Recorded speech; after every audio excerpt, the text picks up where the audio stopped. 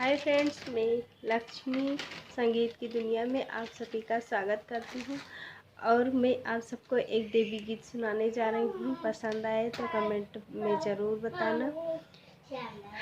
और फ्रेंड्स, मेरे इस चैनल का नाम है लक्ष्मी संगीत की दुनिया, तो आप सब ज़रूर प्यार सपोर्ट कीजिएगा।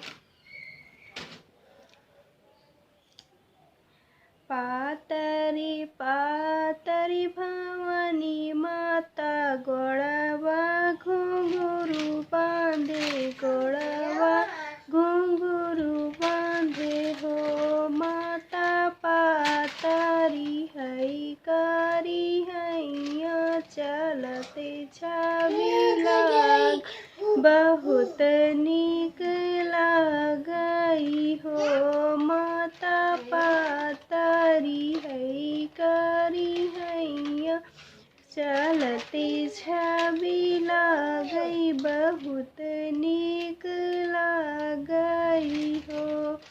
पातरी पातर कालिया माता गोड़वा घुंघरू बांधे, गोड़वा घुंघरू बांधे हो। माता पातरी हई कारी हैया चलते छवि लागई, बहुत नीक लागई हो।